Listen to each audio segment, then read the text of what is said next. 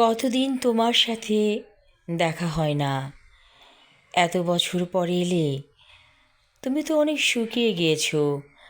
ছিপছিপে শরীরটা যেন সেই আগের মতোই লাগছে। মাঝখানে কি মোটা হয়েছিলে? আজ তোমাকে এমন দেখাচ্ছে কেন? শীর্ণ জীর্ণ। তুমি কি ভালো নেই? অনেক বছর পর রুমার প্রেমিক এলো সামনে, যার সাথে বিয়ে হবার কথা ছিল, হয়নি। ওরা দুজনেই সমবয়সী, একই ক্লাসে পড়তো, তারপর একই সাথে কলেজে। কিন্তু বিয়ে হয়ে গেল আরেকজনের সাথে। সেই প্রেমিক, যার নাম ছিল হাবিব। সে কেমন আছে? স্বপ্নে সে কেন বারবার ফিরে আসে? এমন তো হবার কথা ছিল না। রুমা তো সব ভুলে গিয়েছিল, তার অতীত। তার স্বামী সিদ্দিককে নিয়ে সে ভালোই চালাচ্ছিল জীবন। জীবনের শেষ প্রান্তে এসে কেন এসে দাঁড়ালো ওর প্রেমিক?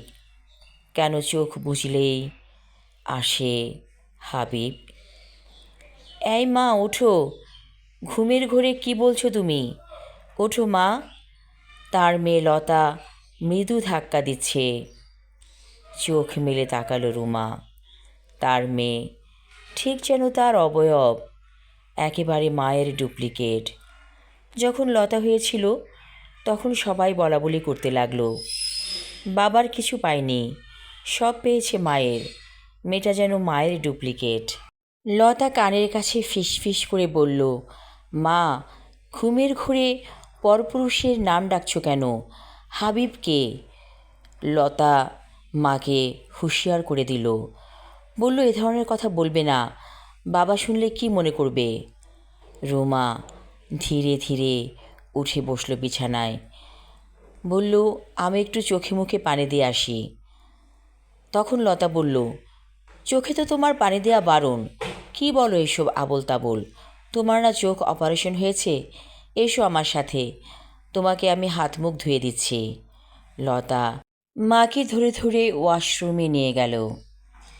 কিছুক্ষণ পর লতার বাবা এসে বলল, টেবিলে খাবার দেয়া হয়েছে, এসো খেতে এসো। নানা রকম আয়োজন করা হয়েছে আজকে রান্নার, এবং খাবার খেতে বেশ সুস্বাদু হয়েছে। লতার মা বলল, আমি তোমাদেরকে কষ্ট দিচ্ছি, বসে বসে খাচ্ছি। তখন লতার বাবা বলল, এই কথাটা আর বলবে না তো। তুমি আমার ঘরের আলো। তুমি অসুস্থ হয়েছ, অসুস্থ অবস্থায় কি তুমি কাজ করবে? তাহলে আমরা আছি কেন? লতার মা ভাতের লোকমা মুখে দিয়ে বলল, আমি তোমাকে ঠকিয়েছি সিদ্দিক, আমাকে সে কথা বলতেই হবে। লতার বাবা বলল, তুমি আমাকে ঠকাওনি, আজে বাজে কথা বলবে না। তোমার জীবনের অতীত আমি শুনতে চাই না। যে অতীত চলে গেছে সে অতীত নিয়ে আমি ভাবি না। তোমাকে আমি পেয়েছি, সবটুকু পেয়েছি। আর যে তোমাকে পায়নি তার কথা আমার সামনে আনবে না। লতার মা চুপ হয়ে গেল। লতা বলল, মা, এসব কথা কেন বলো তুমি? অতীত সে তো চলে গেছে, তাকে বারবার কাছে আনার দরকার কি? বর্তমানটাই তো সব। এই যে তুমি ভালো আছো, সুস্থ হবে ধীরে ধীরে। লতার মা বলল, বুঝতে পারছি না কেন যে অতীত আমার সামনে বারবার চলে আসে। আমি ভুলতে চেয়েছি বহুবার, ভুলেও গেছিলাম, কিন্তু এই হঠাৎ করে চোখ অপারেশন করার পর আমার সামনে যেন অতীত উন্মুক্ত হয়ে যাচ্ছে। লতা বলল, আমি জানি মা, তুমি হাবিব কাকাকে ভালোবাসতে। তুমি কি যাবে ওনার বাসায়? আমি তোমাকে নিয়ে যাব। লতার বাবা বলল, আমিও যাব।